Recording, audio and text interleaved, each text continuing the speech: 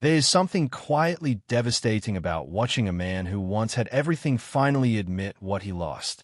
Brad Pitt has spent the better part of 6 decades being one of the most photographed, most analyzed, and most envied human beings on the planet. He has won Oscars, built empires, raised children across 3 continents, and graced more magazine covers than most people have had hot meals. And yet, somewhere beneath all of that golden mythology, there is a confession that keeps surfacing, one that no publicist can manage, no lawyer can seal, and no new relationship can fully bury. At 61, Brad Pitt has quietly, repeatedly, and unmistakably admitted that there is one woman he simply cannot get out of his head. And if you have been paying even the slightest attention to the last 2 decades of Hollywood history, you already know her name. Jennifer Aniston. Not as a tabloid punchline, not as the woman who got replaced, but as the person who, by almost every account from those close to Brad Pitt, represented something he has been chasing ever since he walked away from it.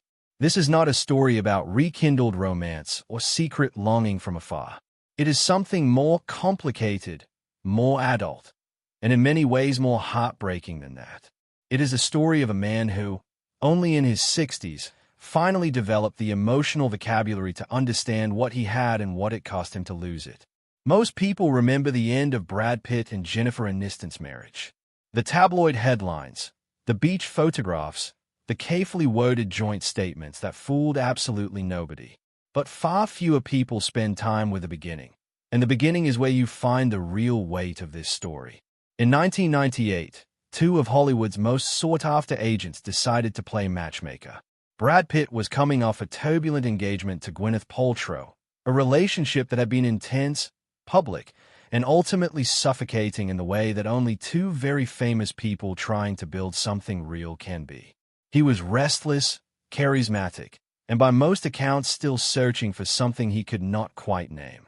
Jennifer Aniston, meanwhile, was in the middle of becoming one of the most beloved television actresses in American history through her role on Friends. She was warm, grounded, and possessed of a specifically Californian ease that felt almost radical in a town built on performance and pretense. Their first date, by Jennifer's own description years later, was simply easy. Not electric in the way that makes good film trailers, but genuinely, quietly easy. For a man like Brad, who had spent years surrounded by the grinding machinery of mega fame, that ease was not a small thing. It was everything. He later told Rolling Stone that she was the most delicious person he had ever met, and that the quality he found most extraordinary in her was her stillness. In a world that was constantly demanding he perform, she simply let him exist. They dated for 2 years before marrying in July 2000, in a ceremony on a 5-acre Malibu estate that remains one of the most talked-about private events in Hollywood history. There were 50,000 flowers, a gospel choir, fireworks over the Pacific Ocean, and the overwhelming sense that 2 people had managed to do the impossible, find genuine happiness inside the fishbowl. They bought a grand Tudor-style mansion in Beverly Hills and spent years redesigning it together. Brad even appeared as a guest on Friends, playing a character who famously despised Jennifer's alter ego Rachel Green, a joke so laid it could only exist between 2 people deeply comfortable with each other. By any external measure, they had built the dream. But dreams, particularly in Hollywood, have a way of revealing their foundations under pressure. There is a version of Brad and Jennifer's story that has been told so many times it has hardened into mythology. The simple version goes like this. Brad got bored, met Angelina Jolie on a movie set, fell in love, and left. End of story. Villain identified, victim established, narrative filed. The truth, as it almost always is, was considerably more complicated and considerably less satisfying as a headline. By 2003 and 2004, Brad was entering what he would later describe as one of the most restless periods of his life. He was approaching 40, and the quiet domestic life that had once felt like a sanctuary was beginning to feel, in his own words, like something he was sleepwalking through. He has since spoken candidly about the fact that he was not emotionally present during the later years of his marriage to Jennifer. He was not the villain the tabloids needed him to be, but he was also not the husband he should have been. He was, by his own admission, a man who had not yet done the internal work necessary to sustain real intimacy. When filming began on Mr. and Mrs. Smith in 2004, Brad encountered Angelina Jolie, and the connection was immediate and, as he later acknowledged, completely destabilizing. He was honest with Jennifer about it, which is somehow both a credit to him and a deeper wound to her. He did not sneak around in the conventional sense. He simply told his wife that he was feeling a connection with another woman that he did not know how to manage. One can only imagine the particular cruelty of that honesty, of sitting inside the home you built together while your husband describes an attraction he is choosing not to fight. The separation was announced in January 2005, and the public grief that followed was global in scale. Jennifer Aniston had been genuinely loved by a generation of viewers who grew up watching Friends, and the sense of betrayal was collective. When photographs of Brad, Angelina, and her young son Maddox surfaced just months later on a beach in Kenya, looking for all the world like an already formed family, the cultural wound deepened. Jennifer later noted publicly that Brad seemed to be missing a sensitivity chip, a comment that was widely reported as a dig but was, on closer reading, simply an honest observation from a woman who was still processing a genuine shock. The years that followed saw Brad Pitt disappear into perhaps the most extraordinary chapter of his life. Brangelina, as the world immediately and insistently named the pairing, was not simply a celebrity couple. It was a cultural phenomenon of a scale that had no real precedent. Brad and Angelina did not date quietly. They built an international family, adopted children from across the globe, purchased a French chateau, worked with the United Nations, and somehow managed to be simultaneously the most glamorous and the most humanitarian couple on Earth. Brad has spoken about those years with a mixture of genuine pride and honest exhaustion. He has said that with Angelina, he felt pressure to be a global savior every single day, that the relationship demanded a kind of constant performance of meaning that eventually became its own kind of trap. The contrast with Jennifer is something he has returned to privately, according to multiple people close to him, not because he regrets the children or the experiences, but because the emotional register of the two relationships was so fundamentally different. With Jennifer, he could simply be. With Angelina, simply being was never quite enough.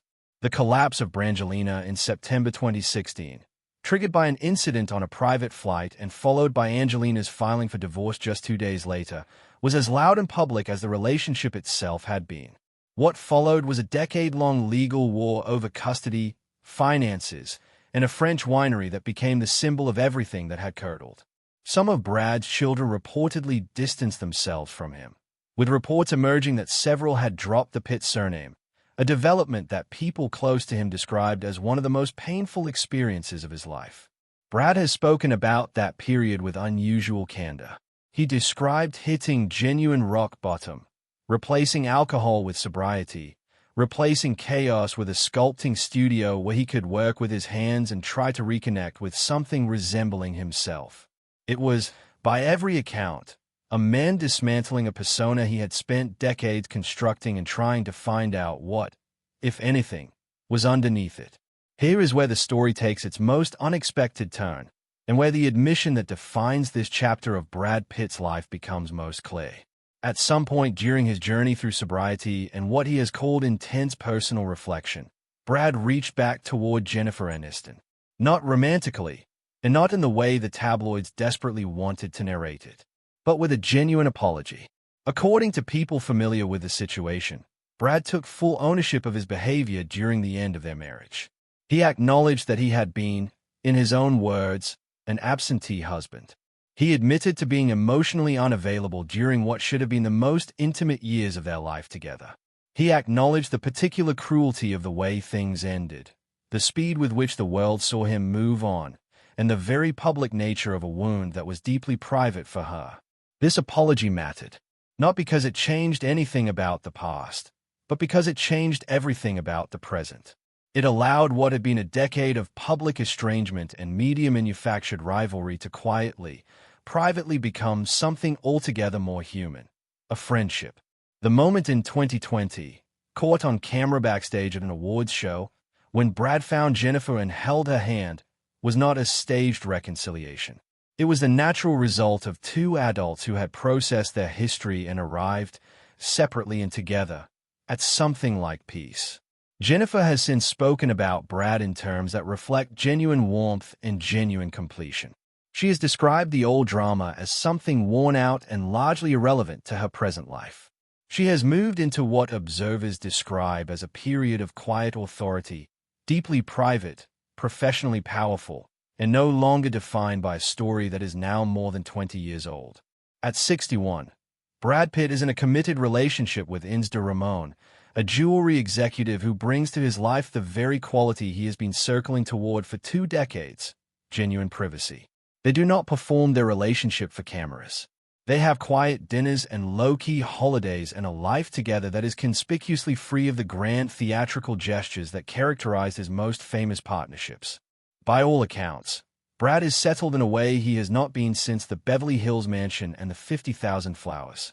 And yet, in private conversations, in interviews where he is willing to speak beyond the careful architecture of a press junket, the name that surfaces when he talks about lost things, about the life he might have lived, about what he understands now that he did not understand then, is Jennifer's. He has told friends that losing her friendship during the chaos of the Brangelina years was among his genuine regrets.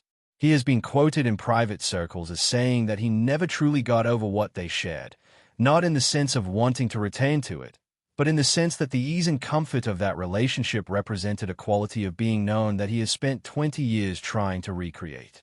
That is a specific kind of admission. It is not the admission of a man still in love. It is the admission of a man who has finally, at 61, developed the emotional clarity to understand what he was given, what he chose, what it cost, and what it taught him. The woman he could never forget is not a symbol of regret in the conventional sense. She is, in Brad's own framing, a mirror. She showed him what it felt like to be genuinely seen before the world got impossibly loud around him. And the search for that feeling has quietly shaped every relationship and every honest conversation he has had in the 2 decades since.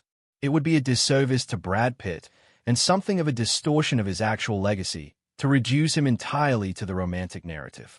Because running alongside all of the personal upheaval was one of the most interesting and genuinely impressive careers in the history of modern Hollywood. He began as a background actor, entirely uncredited, in the late 1980s, and built himself, through stubbornness and genuine instinct, into something the industry had not quite seen before: a bona fide movie star who actually wanted to be a character actor. His 7 minutes in Thelma and Louise in 1991 created a sensation. But instead of riding that wave into a decade of easy romantic leads, he deliberately chose strange, challenging, and often unflattering roles.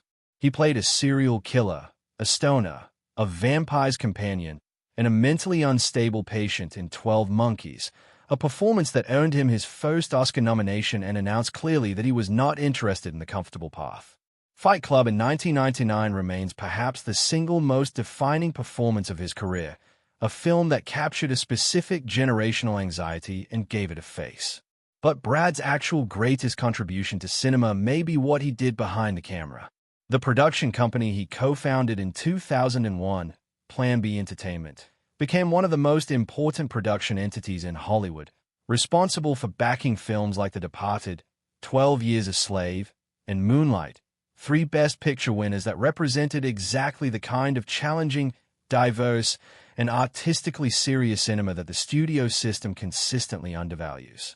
His Oscar for producing 12 Years a Slave arguably meant more to him than any acting prize could have, because it represented a deliberate choice about what kind of legacy he wanted to build. He was not interested in being the most famous man in the room. He was interested in making the room bigger and more interesting. His 2019 performance in Once Upon a Time in Hollywood, which finally won him the Best Actor Oscar, was a culmination